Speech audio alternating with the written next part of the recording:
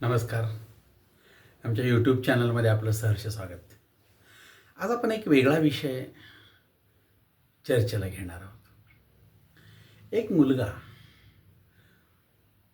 2-3 वेळा येऊन भेटून गेला, पण त्याला काही बोलायचं धाडस होईना.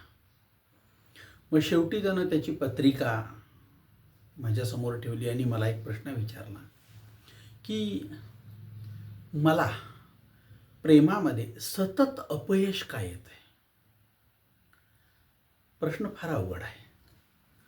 आता हा ज्या प्रेम प्रकरणांमध्ये होता त्यामध्ये ज्या काही 2-3 मुलींच्या बरोबर ह्याचं अफेअर म्हणजे प्रेम करून पुढे लग्न करावं अशा अपेक्षेनं तो त्यामध्ये होता.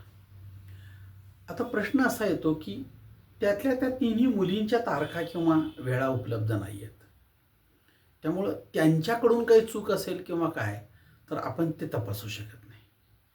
पण ह्या मुलाच्या, ह्याचं नाव योगेश, हा पुण्याचा, पुण्यातच जन्म, पुण्यातच राहिलेला योगेश खांडवीकर म्हणून नाव त्याचं. साधारणपणे हा प्रश्न सेन्सिटिव्ह आहे. त्या 3 मुली माहीत नाहीत. हा त्या 3 मुलींच्या प्रेमात पडला. पहिलीच्या प्रेमात पडला, काहीतरी झालं आणि तिचं लग्न झालं अचानक. मग ती ह्याच्या आयुष्यातून गेली. दुसरी बरोबर पुन्हा हे प्रेमाचं नाजूक नातं जुळलं. साधारणपणे बऱ्याचपैकी पुढं गेलं आणि प्रेम झाल्यानंतर विवाह करूया अशा प्रकारची चर्चा झाली. आणि चर्चेनंतर एक दिवस काय झालं, तिला ह्याचं कुठलं तरी एखादं वर्तन हे खटकलं आणि तिने सांगितलं की नाही, तुझं हे असं जागणं किंवा वागणं हे मला पसंत नाही आणि मी लग्न करणार नाही तुझ्याशी. म्हणल्यानंतर त्यानं हो म्हणाला आणि तिनं आणि ह्यानं परस्पर संमतीने आपले संबंध जे आहेत ते बंद केले.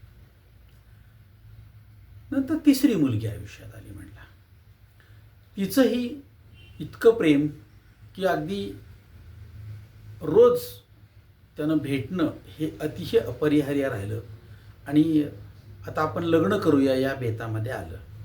आणि मग नंतर तिच्या वडिलांनी तिला काय काउन्सिलिंग केलं कळायला मार्ग नाही आणि त्यांची बदली झाली. हे पुण्यात होते, त्यांची बदली झाली धुळे आणि ते सगळं कुटुंब धुळ्याला राहायला गेलं. आणि परिणाम असा झाला की पुन्हा तिचा संपर्क साधता येईना. तिनं आपला मोबाईल फोन बदलला आणि पुन्हा ह्यानं केलेल्या नंबरवर ती फोनच घेईना. हा कंटाळाने सोडून दिला. पुण्यातून धुळेला सारखं जाणं आणि तिला विचारणं शक्य नाही. अशा तऱ्हेनं 3 मुलींचं अफेअर आणि मग आम्हाला सारखं अपयश काय येतं आहे असा त्याच्या डोक्यात विषय आला. म्हणून त्यानं मलाही प्रश्न म्हणजे विचारल्यानंतर त्याची पत्रिका आपण अभ्यासली. आता त्या पत्रिकेचा आपण अभ्यास केला. प्रत्येकाची पत्रिका वेगळी असणार आहे. आपण ह्या पत्रिकेचा अभ्यास करूया. काय पत्रिका आहे बघा. ही 19/5/2000चा जन्म आहे. म्हणजे आत्ता ह्या साहेबांचं वय 26 आहे. म्हणजे हा प्रेमात पडला आणि त्या मुलींच्या बरोबर ह्याचा अफेअर आहे. हा सगळा भाग वयाच्या 22व्या वर्षीपासून चालू आहे. 22व्या वर्षी, त्यानंतर 24व्या वर्षी, त्यानंतर 25व्या वर्षी आणि हे सगळं झाल्यानंतर आता ह्या वर्षी तो म्हणतोय की काय नाही, मी आता कोणाशी प्रेम करत बसणार नाही, एक मुलगी बघून सरळ लग्न करणार. म्हणजे हा सततपणे मला मानसिक क्लेश होणार आहे किंवा मी लग्न करेल म्हणून अपेक्षेनं बसतोय आणि ती जाते, हा प्रकार नको, सरळ मी मुलगी बघणार आणि लग्न करणार आहे. तर मग मला हे अपयश काय येत आहे हा त्याला जाणून घ्यायचं होतं. आपण त्याची पत्रिका पाहिली, तिचा अभ्यास केला. 7-8 मुद्दे मला त्यात दिसले. पण नेहमी लक्षात घ्या, प्रेमात अपयश काय येतं ह्याची ठरलेली कारणं आहेत. मी ते सर्वात शेवटी सांगणार आहे. का तर तुम्हाला ह्यातली काही कारणं लक्षात आलं, तुम्हाला शेवटची कारणं कळत की प्रेमात अपयश यायची ठरलेली कारणं आहेत पत्रिकेमध्ये.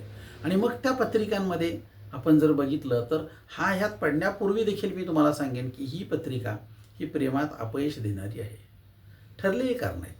मग आपण त्यामध्ये सगळं गुंतवतो, भावनिकदृष्ट्या गुंतवणूक होते आणि मग ही गुंतवणूक आपली काय होते तर फेल्युअर होते, म्हणजे बँकेत पैसे ठेवले आणि बँक बुडाली, तसाच सेम प्रकार आहे ते. आणि मग मन दुखावलं, शरीर दुखावलं, वेळ गेला, नैराश्य आलं आणि जे काम मी करत होतो त्या कामामध्ये मला मन लावता आलं नाही, तिथं पण मला अपयश येत राहिलं. ह्या सगळ्या गोष्टी वारंवार शक्य आहेत आणि म्हणून आपल्याला बघायचं आहे की हे काय आहे. प्रयत्न करूया. प्रयत्न काय असेल आपला की याची पत्रिका काय बघूया. 19/5/2000 शुक्रवार सकाळी 11:46 पुण्याची पत्रिका आहे. आता ह्या पत्रिकेत जर आपण नीट बघितलं तर लक्षात येईल की ह्याची रास आहे वृश्चिक, नक्षत्र आहे अनुराधा, ह्याचं लग्न आहे कर्क.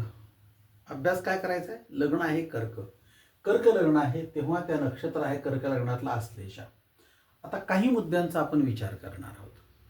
त्या म्हणजे काय, तर हे जे मुद्दे असतात प्रेमात अपयशाचे, हे ह्या पत्रिकेमध्ये जास्त आहेत. जे एकूण मुद्दे आहेत त्यापैकी बराचसा भाग यामध्ये कव्हर झालेला आहे. आता ह्याची पत्रिका बघूया आपण. ह्या पत्रिकेमध्ये हा प्रेमात पडला असेल तर ह्याच्या पत्रिकेमध्ये याच्या वर्तनाचा अभ्यास आपण करणार आहोत. आणि मग याच्या वर्तनामुळे मुली का सोडून गेल्या, मुलींना काय अपेक्षित होतं. सगळ्याच मुलींना एकच गोष्ट अपेक्षित असते. काही लोकांना त्याचा क्रोध आवडतो, काही जणींना चेहरा आवडतो, काही जणांना वागणं आवडतं, काही जणींना पगार आवडतो, काही जणींना काम आवडतं, काही जणींना त्याचा शृंगार आवडतो. हे सगळं वेगवेगळे प्रकरण आहे. त्यामुळे प्रत्येकाचा नाकारण्याचा सुद्धा हेतू खोटा असतो. एखादी मुलगी एखाद्या मुलाला नाकारली असेल तर ते कारण खोटं असतं. लग्नाच्या वेळी एखाद्या मुलाला मुलीकडच्या लोकांनी नाकारलं तर दिलेलं कारण 100% खोटं असतं. Last cause is not the cause, लक्षात ठेवा. काहीतरी कारण, अगदी मुलगी नाकारली, जराशी उंची कमी आहे, खोटं आहे. उंची कमी आहे हे खोटं आहे, प्रत्यक्षात कारण वेगळं आहे. जे कारण खरं आहे ते सांगू शकत नाही म्हणून दुसरं कुठलं तरी कारण पुढं करून तुम्हाला नाकारलं जातं. ही वस्तुस्थिती आहे. त्यामुळे आपण त्या गोष्टी मनावर कधी घ्यायच्या नाहीत, कधीच मनावर घ्यायच्या नाहीत. आता इथे या पत्रिकेमध्ये जे काय दोष आहेत त्यांचा अभ्यास करण्यापूर्वी मी ह्याचं साधारणपणे विषोत्तरी महादशेचं कोष्टक बघणार आहे. बघा आता ह्या विषोत्तरी महादशेचं कोष्टक कसं आहे. अनुराधा नक्षत्रावर जन्म आहे. मग अनुराधा नक्षत्रावर जर जन्म असेल तर साधारणपणे कोणत्याही अनुराधा नक्षत्रावर जन्मलेल्या व्यक्तीची महादशा ही शनीनं सुरुवात होते. ही 19 वर्षाची असते. आता ह्याच्या पत्रिकेत जर बघितलं आपण तर हा जन्म 1146चा आहे. त्या तुलनेनं ही महादशा 19 वर्षाची फक्त 2 किंवा 3 वर्षाची राहते, तेवढीच. म्हणजे 2000 ते 2002 पर्यंत ही महादशा शनीची होती. त्यानंतर ह्याला साधारणपणे बुधाची महादशा लागते, ती असते 17 वर्ष. आता ह्या 17 वर्षाच्या महादशेमध्ये हा बौद्धिकदृष्ट्या छान आहे, सक्षम आहे, मस्तपैकी ह्यानं बौद्धिकदृष्ट्या सगळं कमावलं. याच्या पत्रिकेतला बुध जर बघितला आपण तर तो काय आहे, लाभस्थानामध्ये आणि वृषभ राशीमध्ये आहे.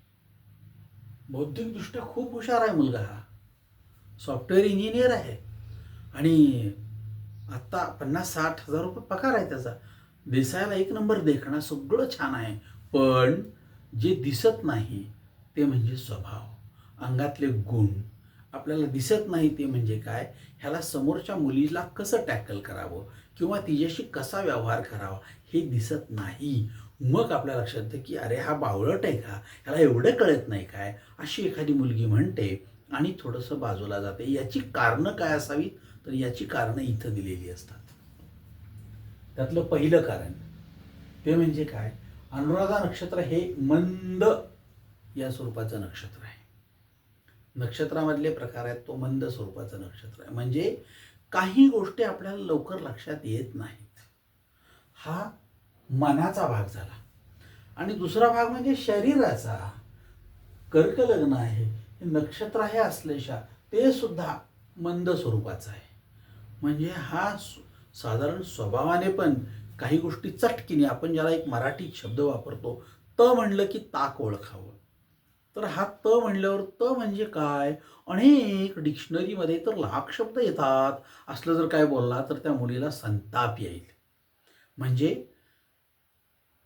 बटन दाबलं की लाईट लागते, तो शब्द असतो त म्हणजे ताक. बटन दाबल्यावर लाईट जाऊन फिरवावी लागते, हलवावी लागते, 2 वेळा चालू बंद करावं लागतं. अशी ज्या बटनाची परिस्थिती आणि ट्यूबची असते त्यांना आपण म्हणतो जरा लवकर तापत नाही यांची ट्यूब, अशा स्वरूपाचे लोक म्हणजे मंद. हे नक्षत्र मंद आहे. काही गोष्टी लवकर लक्षात येत नाहीत. आणि लवकर लक्षात येत नाहीत म्हणजे काय, तोपर्यंत समोरच्याचे पेशन्स संपतात. काही मुलीला, प्रत्येक मुलीला असं वाटतं की अरे आपला प्रियकर किंवा नवरा चाणाक्ष असला पाहिजे. कसं शक्य आहे?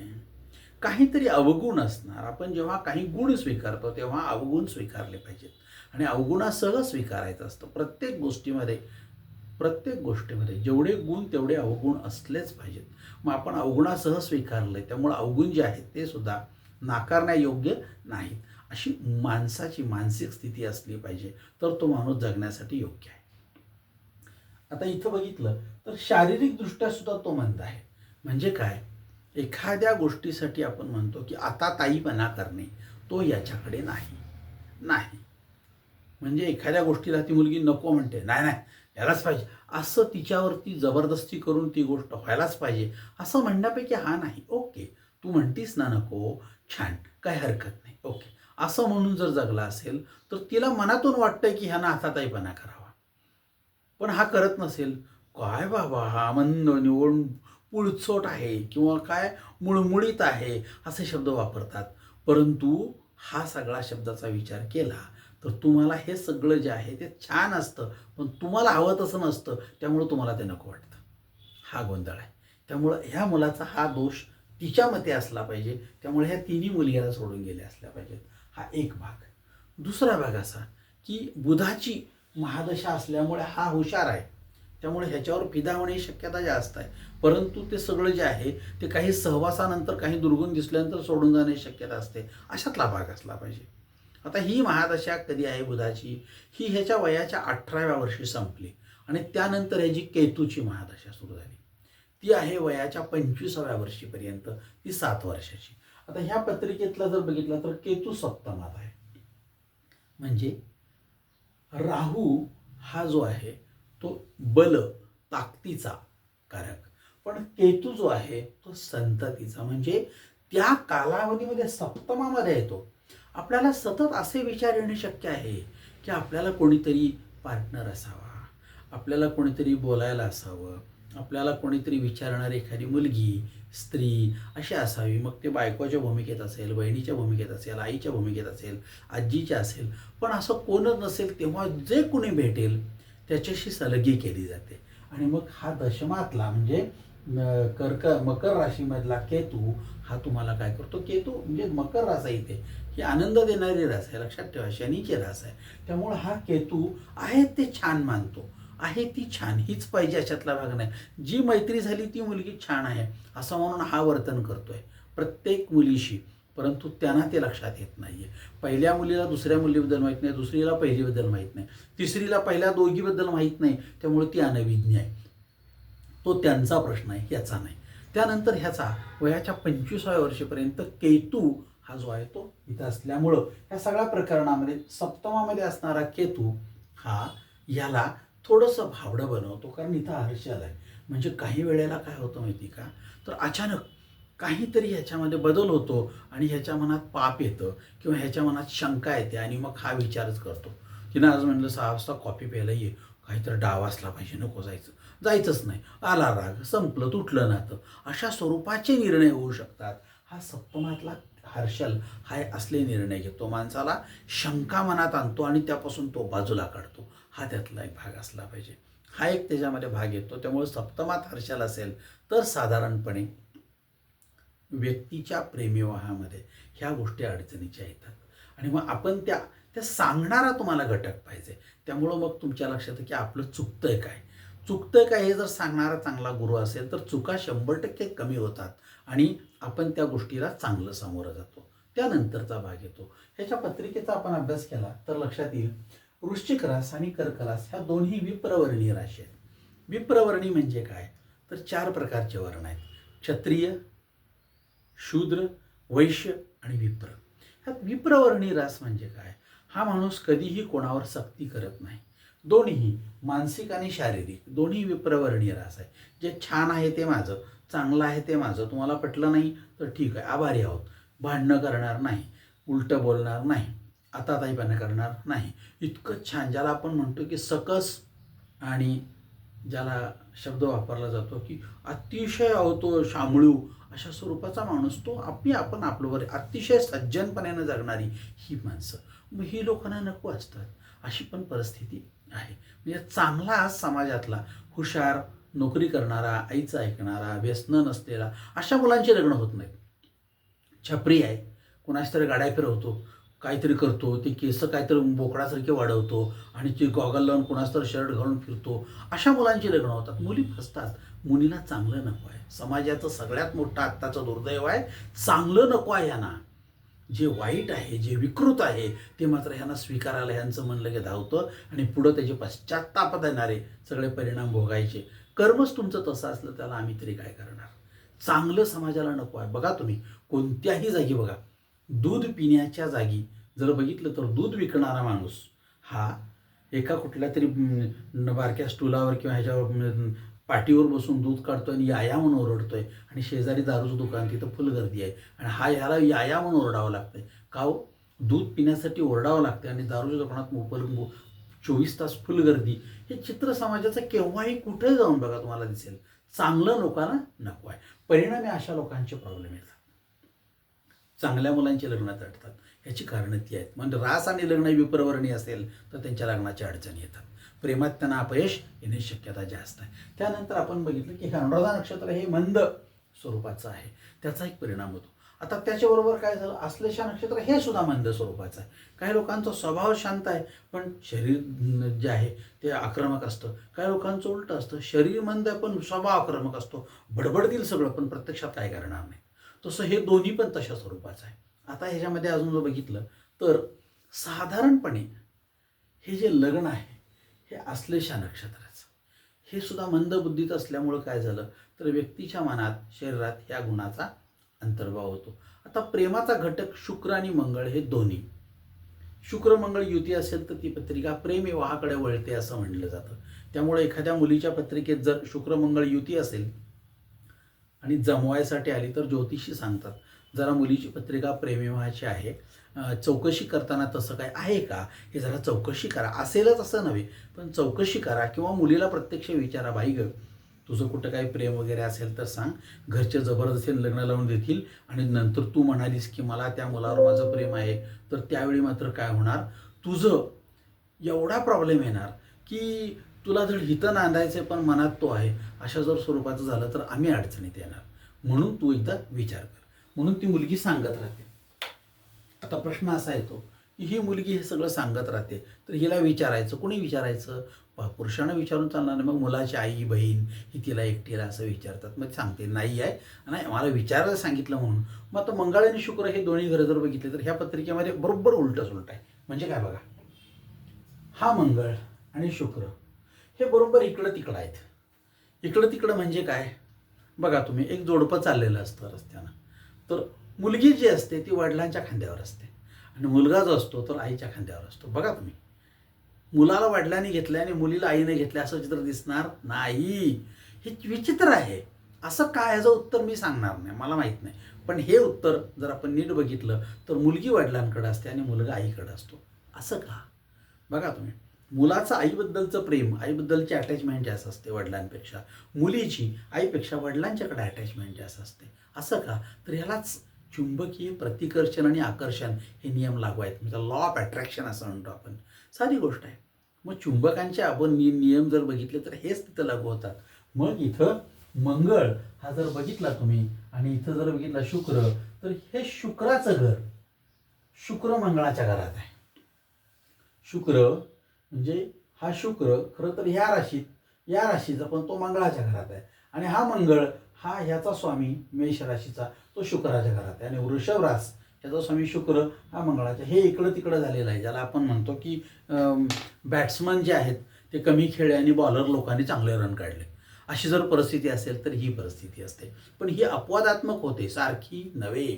म्हणून प्रेमाचा घटक शुक्र आणि मंगळ हे दोन्ही शत्रू घरातच आहेत. हाही शत्रू घरात आहे म्हणून याच्या खाली अंडरलाईन आहे, हाही शत्रू घरात आहे याच्या खाली अंडरलाईन आहे. शत्रू हे एकमेकाच्यात असेनात का, पण शत्रू घरात आहेत. वृषभ राशीतला शुक्र हा शत्रू घरात येतो आणि मेष राशीतला वृषभ राशीतला मंगळ शत्रू घरात येतो आणि मेष राशीतला शुक्र शत्रू घरात येतो, मग मला सांगा प्रेमविवाहात यश कसं मिळेल? एक साधं सोपं गणित आहे, हे आपल्याला कळायला पाहिजे. परंतु हे सांगणारा कोणीतरी घटक आपल्यासमोर पाहिजे. त्यानंतर आपण या पत्रिकेचा अजून एका तऱ्हेने अभ्यास करणार आहोत. तर ते म्हणजे काय? मंगळाच्या मेष राशीत शुक्र आणि शुक्राच्या राशीत मंगळ हे जे घटक आहेत ते एकमेकाच्या विरोधात आहेत. म्हणजे काय? तर हा छान वागतो, प्रेम करतो, पण जेव्हा लग्नाची वेळ येते तेव्हा याचं सगळं मत बदलतं आणि तिचं मत बदलतं आणि मग ते लग्नाच्या प्रक्रियेकडे जातच नाही. असं जर झालं असेल तर त्यामुळं कदाचित हे तटत राहिलेलं आहे. आता अजून एक भाग याच्यामध्ये येतो. म्हणजे काय? तर ह्याच्या पंचमामध्ये चंद्र नीचेच आहे, पंचम स्थानामध्ये चंद्र नीचेच आहे.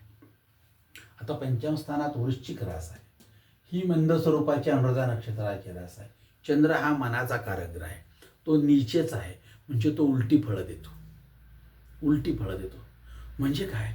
एखाद्या मुलीनं अगदी ह्याचा हात हातात घेतलाच आणि ती म्हणाली चल आपण काय करूया, 8 दिवसात लग्नाची तयारी करूया आणि आपण करूया, तू काळजी करू नकोस, मी सगळं पुढं होऊन करते, मी पुढाकार घेते, तरीसुद्धा हा हो म्हणेल याची शक्यता नाही. आईला विचारायला पाहिजे, वडिलांना विचारायला पाहिजे, दिदीला विचारायला पाहिजे, अरे प्रेम करताना काय त्यांना विचारून आला होतास काय, असं विचारल्यावर ह्याच्याकडे उत्तर नाही. पंचमात चंद्र नीचेचा, मन खचलेलं आहे, ती फसवत तर नाही ना आपल्याला. घरी विचारायला पाहिजे, घरचे काय म्हणतील, अरे प्रेमात पडताना तू विचार केलास काय, असं म्हणून जर हा म्हणला तर ती म्हणणार अरे प्रत्येक गोष्ट आईला विचारतो म्हणतो, मग लग्नानंतर काय करणार हा, अरे हा चांगला नाही बाबा, आपल्याला काय खरं नव्हे. म्हणून मनानं भक्कम नाहीस हे सांगणारा चंद्र नीचेचा पंचम स्थानामध्ये आहे.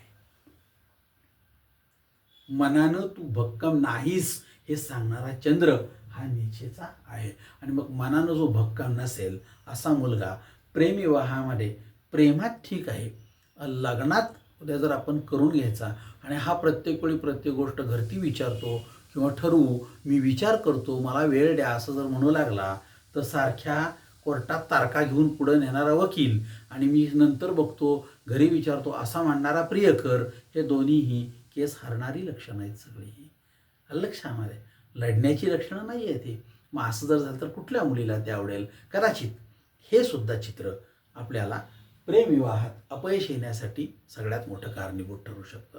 आणि आता अजून एक म्हणजे काय, तर त्याचा आत्ता जर आपण बघितलं तर शुक्राची महादशा सुरू आहे त्याला आता 2025 पासून. 2025ला केतूची महादशा संपली, त्यानंतर शुक्राची महादशा सुरू आहे आणि आत्ता शुक्राच्या महादशेमध्ये पुन्हा उपदशा ही शुक्राचीच आहे, शुक्राचीच आहे. मग ती कधी संपणार आहे? 22/8/2029 तोपर्यंत ती शुक्राची महादशा शुक्राच्याच महादशेमध्ये आहे. त्यामुळं हा शुक्र शत्रू घरात आणि मेषेमध्ये असेल तर हा शनी नीचेचा, त्याला आनंद मिळू देणार नाही. नीचेचा शनी आहे, त्याला विवाहाचा किंवा ह्या प्रेमाचा आनंद मिळू देणार नाही. पण गुरु चांगला आहे, तो त्याला सांगेल तू थांब, काळजी करू नकोस, आता 2026 आहे, आता 2.5 वर्ष अजून राहतील, म्हणजे 2 वर्ष म्हणायचा, ऑगस्ट 2029, 2 वर्ष थांब, 2 वर्षात तू काही काळजी करू नकोस, कुठलं प्रेमयोग होणार नाही, पण 2 वर्षानंतर तुला चांगलं स्थळ चालून येईल आणि आयुष्यात आनंदी आनंद करणारा तुझा विवाह निश्चितपणे घडून येईल, तू काळजी करू नकोस, असं म्हणून त्याला सांगितल्यानंतर तो म्हणला ठीक आहे, आता मी प्रेमात पडणार नाही. पण प्रेमात पडायचं का नाही हे ठरवून पडलं जात नाही, हा सगळ्यात मोठा भाग असतो. आपण ठरवून म्हणलो तर नाही पडू शकत, 3ऱ्या पायरीवर उडी मारतो म्हणलो की दुसऱ्याच पायरीवरून घसरून पडतो आपण. त्यामुळं आपण ठरवून करू शकत नाही. म्हणून प्रेम हा जो भाग आहे हा देणगी आहे, ही आपल्याला मिळालेली देणगी आहे आणि दैवी कृपा आहे. ती करतो म्हणला तरी होत नाही, लग्न करतो म्हणला तरी घडत नाही, एखादा म्हणला की मी केलं की नाही आणि मी ठरवलं की नाही, तर ते दैवी कृपा आहे. तू तुझं कर्तृत्व समजू नकोस, कर्तृत्व समजू नकोस. सिनेमा हा वेगळा असतो, तिथं त्या मुलीला त्या प्रेम करायसाठी पैसे दिले असतात, त्या मुलाला प्रेम करायसाठी पैसे दिले असतात, ते लग्न ठरवून झालं असतं, नंतर दोघं एकमेकाला ओळखतसुद्धा नाहीत, त्यासाठी पण पैसे घेतले असतात. तो आपला आदर्श नसतो कधीही, कालही नव्हता, आजही नाही आणि उद्याही असणार नाही.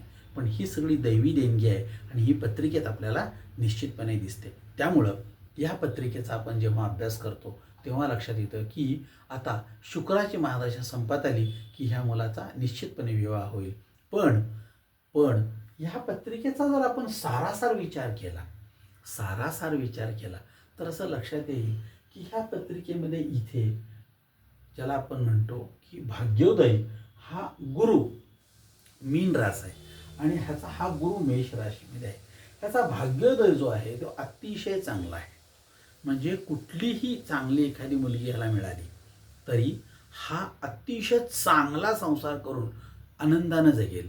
याचं कारण असं की हा विप्रवर्णी आणि विप्र लग्नाचा माणूस, याच्या लगणी हा जो राहू आहे हा याला बल देतो, शारीरिक बल देतो, मानसिक बल देतो. हा चंद्र जरी नीचेचा असला तरी सुद्धा त्याला तारून नेतो. म्हणजे काय, नीचेचा चंद्र चुकीचा विचार करायला लावतो. हे जरी खरं असलं तरी सुद्धा चुकीचा विचार झाला तरी सुद्धा आपण चुकीच्या विचाराकडे न जाता हा गुरु आपल्याला चांगल्या पद्धतीने पुढे नेतो. आणि मग हा गुरु जो आहे तो तुम्हाला पुढे नेत असताना तुमचं शारीरिक आणि मानसिक ज्याला आपण म्हणतो आरोग्य हे चांगलं ठेवणारा हा इथं रवी आहे. तो काय आहे तर वृषभ राशीमध्ये आहे आणि तो तुम्हाला लाभामध्ये आहे. तुमच्या रवी लाभात असेल तर आयुष्यामध्ये त्या व्यक्तीला आजार पण येत नाही, मानसिक पण नाही आणि शारीरिक पण नाही. म्हणून रवी कुठं आहे याच्यावरती अवलंबून आहे. निश्चितपणे हा माणूस 29 ऑगस्ट 29च्या नंतर थोडंसं पुढं मागं काय होईल ते, परंतु परफेक्ट तारीख कधी काढता येणार नाही. पण तिथं महादशा शुक्राची संपली की ह्याचा निश्चितपणे विवाह होईल आणि ह्याला प्रेमात अपयश नसलं तरीसुद्धा आयुष्यामध्ये अपयश निश्चितपणे येईल. त्यामुळं 2 गोष्टी ठरतात. 2 गोष्टी. एक इंग्लिश वाक्य अतिशय सुंदर आहे बघा. ते काय म्हणतं, love before marriage and love after marriage. तुम्ही कोणत्या स्वरूपाच्या प्रेमात पडता याच्यावरती अवलंबून आहे. लव बिफोर मॅरेज असं असेल तर आपण म्हणतो बघा मी अगोदर सगळ्या गोष्टी अनुभवल्या आणि मग लग्न केलं. आणि लव बिफोर मॅरेज म्हणजे अगोदर लग्न केलं आणि नंतर सगळ्या गोष्टी अनुभवल्या. हा जर भाग बघितला तर थोडासा तोच आहे. स्वयंपाक करत करत काही जण खातात आणि स्वयंपाक झाल्यानंतर छान जेवतात, अशीच परिस्थिती असते. त्यामुळे ह्याचं हे नंतरचं आयुष्य सुंदर, छान आणि उत्तम आहे. त्यामुळे ह्याला जरी प्रेमात अपयश सारखं येत असलं तरी ह्यानं मनानं खचून जाऊ नये. 2 वर्ष थांबावं. कुठल्याही प्रेमात न पडता हा 2 वर्षानंतर अतिशय चांगलं विवाह करून उत्तम आयुष्यात छान मस्तपैकी जगणार आहे. हे त्याला मी खात्रीपूर्वक सांगितल्यानंतर तो आनंदानं आणि समाधानानं उठून गेला. हाच प्रकार आहे. एखाद्या व्यक्तीला जर अशा प्रकारचं अपयश येत असेल तर काय येतं हे एकदा बघितलं आणि ते कधी संपणार आहे हे कळलं की माणसाला त्या तारखेची आस लागते. आणि आता 2 वर्षाचा तो विचार करत राहील, 2 वर्षात आपली प्रगती करेल, 2 वर्षांतर एका चांगल्या उत्तम गृहस्थाच्या स्वरूपामध्ये तो आपल्याला भेटेल. निश्चितपणे आपल्याला तो भेटणार आहे. आणि आपल्याला भेटला की आपण पुन्हा त्याच्यासाठी एक सांगणार आहोत की तुला सांगितलं तसं घडलं ना, होय म्हणला तर आपलं भविष्य आणि आपण केलेला अंदाज हा निश्चितपणे चांगला होईल. त्याला उत्तम आरोग्य मिळो, त्याच्या कुटुंबाला उत्तम आरोग्य मिळो, त्याला चांगली उत्तम प्रेम करणारी प्रेयसी बायको म्हणून लाभो, अशी अपेक्षा व्यक्त करतो आणि आजचा व्हिडिओ थांबवतो.